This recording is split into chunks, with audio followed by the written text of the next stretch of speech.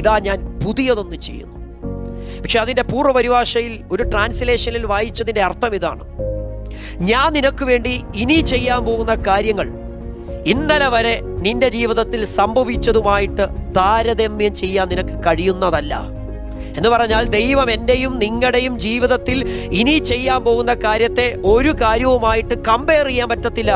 Incomparable ആയിട്ടുള്ള ദൈവപ്രവൃത്തിയാണ് ദൈവം നമുക്ക് വേണ്ടി ചെയ്യാൻ പോകുന്നത്. ഏതെങ്കിലും പാസ്റ്റ് ലൈഫ് എക്സ്പീരിയൻസ് നിങ്ങളെ വേദനിപ്പിക്കുന്നുണ്ടെങ്കിൽ, നിരാശയിലേക്ക് കൊണ്ടുപോകുന്നുണ്ടെങ്കിൽ, പ്രാർത്ഥിക്കാൻ കഴിയാതെ ദൈവവചനം വായിക്കാൻ കഴിയാത്ത ഒരു അവസ്ഥയിലാണ് നിങ്ങൾ ഇരിക്കുന്നതെങ്കിൽ, ദൈവത്തിൻ്റെ വചനം പറയുന്നു, ഇന്നലകളിൽ സംഭവിച്ചു പോയത് ദൈവത്തിനൊരു വിഷയമല്ല. പുതിയ കാര്യങ്ങൾ, പുതിയ തുടക്കങ്ങൾ ലൈഫിനകത്ത് ചെയ്യാൻ ദൈവം ശക്തനാണ്.